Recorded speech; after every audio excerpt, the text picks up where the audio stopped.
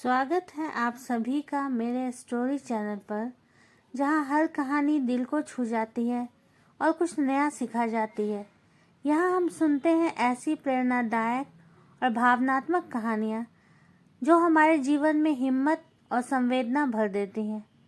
आज मैं सुनाने जा रही हूँ प्रसिद्ध कवयित्री और स्वतंत्रता सेनानी सुभद्रा कुमारी चौहान की रचना। वे हिंदी साहित्य की महान हस्ती थीं, जिन्होंने अपनी लेखनी से देशभक्ति और साहस की अलग जगाई। आइए उनकी मार्मिक और प्रेरक कहानी को मिलकर सुनते हैं। आज की उनकी कहानी का नाम है देवदासी। तो आइए सुनते हैं उनकी कहानी देवदासी।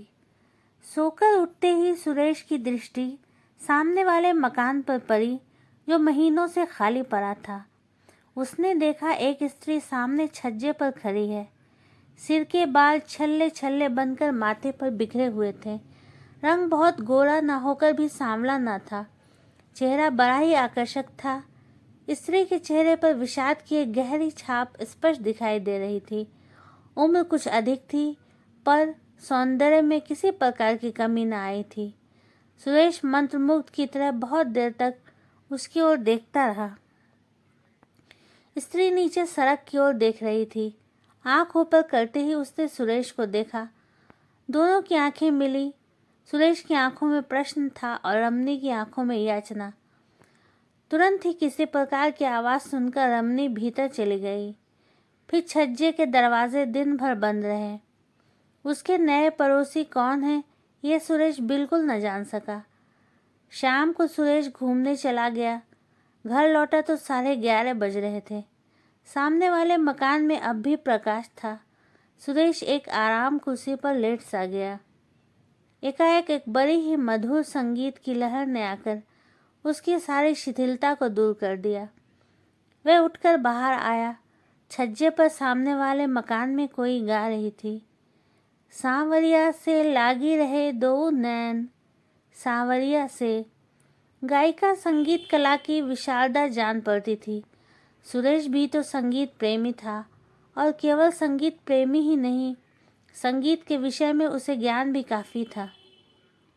सुरेश सोचने लगा, हो न हो ये वही स्त्री है। पुरुष के गले में इतनी मिठास आएगी कहाँ से। तब तक गायिका ने गीत का अंतरा गाया। काह करूँ कित जाऊँ मोरी सजनी, नहीं परत मोहे चैन, सांवरिया से लागी रहे दो नैन। संगीत बंद हो चुका था। सुरेश कुछ देर तक टहलता रहा और थोड़ी देर में उसे एक हल्की सी चीख सुनाई दी। फिर सब कुछ बंद। सुरेश कुछ न समझ सका कि मामला क्या है। वह जाकर सोया रहा। दूसरे दिन सवेरे सुरेश देर तक सोता रहा। जब वह सोकर उठा तब तक छज्जे के सब दरवाजे बंद हो चुके थे। दोपहर को सुरेश अपने कमरे में खड़ा था। एकाएक सामने वाले मकान की एक खिड़की का एक कांच निकल गया। सुरेश ने फिर उसी रमनी का मुंह देखा। इन दोनों के बीच काफ़ी अंतर था। चेहरा भी बहुत साफ न दिखाई पड़ता था।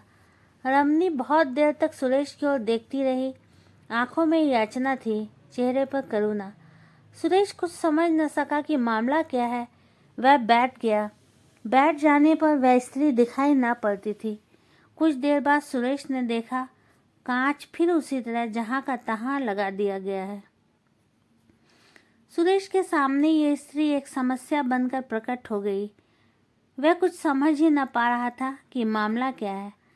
रमनी ने न तो कुलवधू सी जान पड़ती थी, न निर्लज वेश्या ही। वह सुरेश की ओर देखती थी जरूर, पर वासना की लपट उन आंखों में नहीं थी। उन आंखों में विषाद के साथ याचना जरूर साफ साफ दिखाई पड़ती थी। यह भी साफ साफ जान पड़ता था कि जैसे वह सुरेश से कुछ कहना चाहती हो, पर अवसर न मिलने के कारण न कह पाती हो। सारे दिन सुरेश इन्हीं गुत्थियों में उलझा रहा और शाम होते ही घूमने चला गया। सुरेश ने सोचा, दूसरों की चिंता में क्यों वह अपना समय खराब करे। उसने अपने जी को बहुत समझाना चाहा, किंतु पहेली के रूप में वह स्त्री बार बार उसके नेत्रों के सामने आ जाती थी। सुरेश बहुत रात गए घर लौटा। सोने की तैयारी कर रहा था कि सामने वाले छत पर उसे कुछ बातचीत सुनाई पड़ी। रात की नीरवता में सुरेश ने साफ साफ सुना।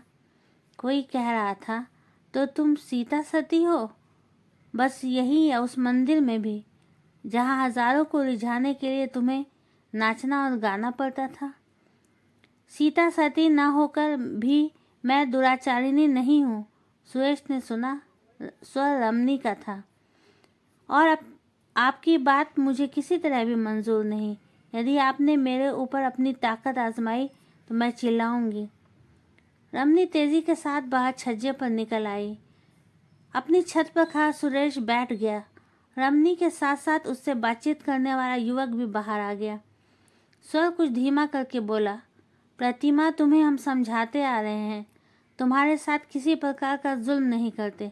हम जानते हैं तुम कुलवधू नहीं हो। नाचने गाने का तुम्हारा पेशा है। एक नहीं, अनेक पुरुषों से तुम्हारा संसर्ग रह चुका होगा। फिर हमारे साथ, जिसे तुमने अपने मीठे और मधुर व्यवहारों से उन्मत्त बना दिया है, तुम्हारा व्यवहार ऐसा क्यों है? प्रतिमा बोली, मीठे और मधुर व्यवहार का ये अर्थ कदापि नहीं होता नरेंद्र बाबू कि हम आपको अपना शरीर अर्पण कर दें। फिर मेरा ये शरीर तो देवता को अर्पित हो चुका है। मैं देवदासी हूँ, मुझसे वह बात ना होगी। नरेंद्र एक व्यंग की हंसी हंसता हुआ बोला, तो तुम अभी तक सती हो, यही ना? और वह पुजारी जिसके पीछे पीछे तुम? प्रतिमा बात काटते हुए बोली, बस बस रहने दीजिए। आप पुजारी जी का नाम न लीजिए।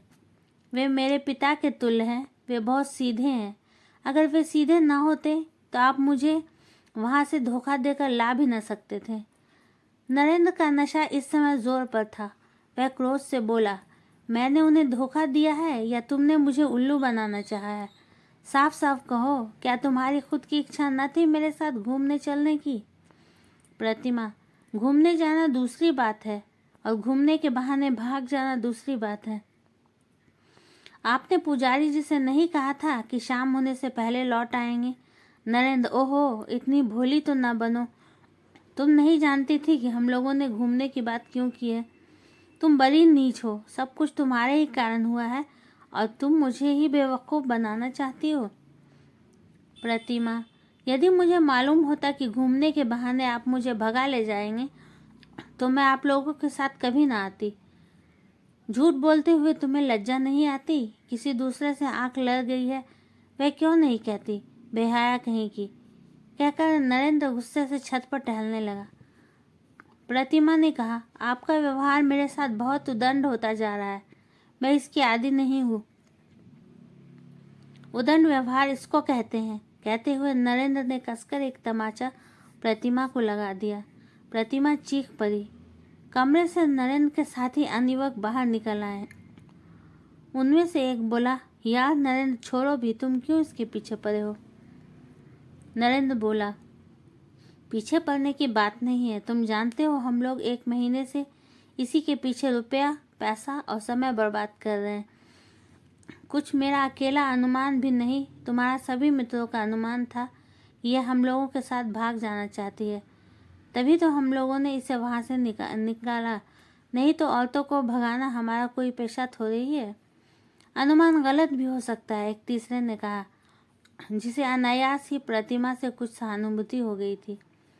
तुम लोग बेवकूफ़ बन सकते हो, पर मैं न बनूंगा। मैं अभी से सीधे किए देता हूँ। ऐसा कहते हुए नरेंद्र ने प्रतिमा के पास आकर कहा, ये रोना किसे सुना रही हो? अब कोई तुम्हारे नखरों को देखकर धोखा नहीं खा सकता। तुम्हारी जात ही ऐसी होती है, उल्लू फांस कर रखने में। तुम लोग अपनी विजय समझते हो, पर हम वह उल्लू नहीं कि फंस जाए। पहले तुम्हें फंसा लेंगे, बाद में हम फंसेंगे। प्रतिमा ने कहा, ठीक है, आपकी कैद में हूँ, जो चाहे आप कर सकते हैं। पर मैंने आप लोगों को पढ़ा लिखा सब पुरुष समझा था। मैं क्या जानती थी कि पुरुष के रूप में आप राक्षस हैं? हम राक्षस हैं? नरेंद्र ने दूसरा तमाचा प्रतिमा को जड़ दिया। और तुम देवी हो, बज़ात कहीं की। मंदिर का राई रत्ती हाल जिसे न मालूम हो, उसके सामने अपने सतीत्व का ढोंग रचना। यहाँ पहले ही सब कुछ जान लिया था, तब पैर आगे बढ़ाया था। हमने कोई कच्ची गोलियां नहीं खेली हैं। अब सुरेश से ना रहा गया, उठकर खड़ा हो गया। टॉर्च फेंकते हुए उसने कहा, आप लोगों की बात करीब आधे घंटे से मैं सुन रहा हूँ। इतनी बातें सुनने के बाद इसी परिणाम पर पहुँचा हूँ कि आप लोगों ने इसको कैद कर रखा है। यह आपकी कोई नहीं, इसे आप भगा लाए हैं। नरेंद्र ने उसी क्रोध के स्वर में कहा, हमारे पास के झगड़े में पड़ने वाले तुम कौन हो? सुरेश बोला, मैं एक मनुष्य हूँ जो मनुष्यता का बर्ताव करना चाहता है। यदि आप लोगों ने मेरे साथ दूसरी तरह का बर्ताव किया तो फिर मुझे पुलिस का आश्रय लेना पड़ेगा। मामला पुलिस तक गया। वे चारों व्यक्ति जमानत पर छोड़े गए। प्रतिमा को उसकी इच्छानुसार सुरेश के साथ छोड़ दिया गया। सुरेश उसे उसके मंदिर के पास पहुंचा देना चाहता था, परंतु प्रतिमा उसी रात में बीमार हो गई और लगातार 1 महीने तक बीमार रही। बीमारी से अच्छे होने के बाद अस्पताल से लौटकर प्रतिमा सुरेश की अतिथि हुई।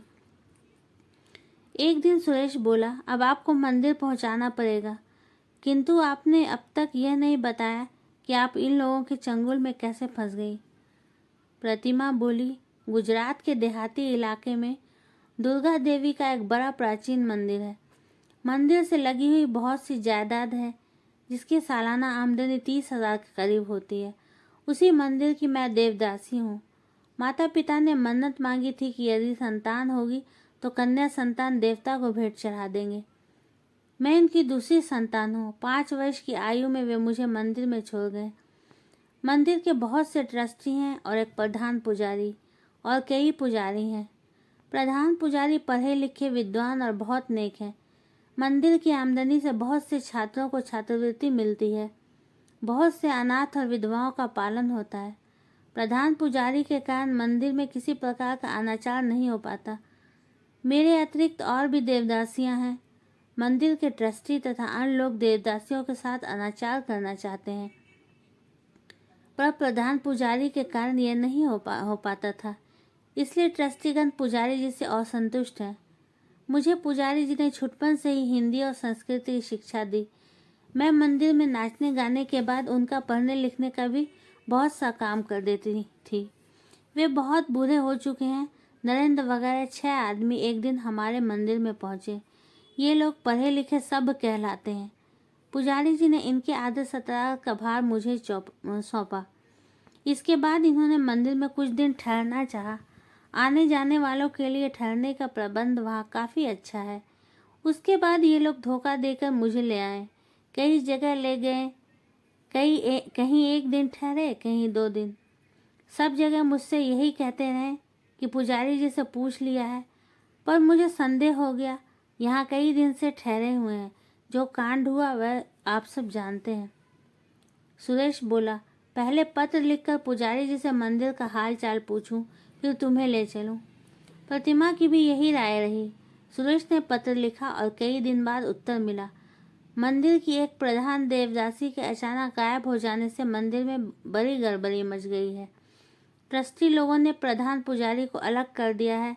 उनके स्थान पर जो प्रधान पुजारी नियुक्त हुआ है वह बड़ा अनाचारी है। अब मंदिर नहीं, अत्याचारियों का अड्डा हो गया है। निवेदक। पत्र पढ़कर प्रतिमा ने कहा, अब मैं वहाँ जाकर क्या करूँगी? सुरेश ने कहा, फिर अब क्या करना चाहिए?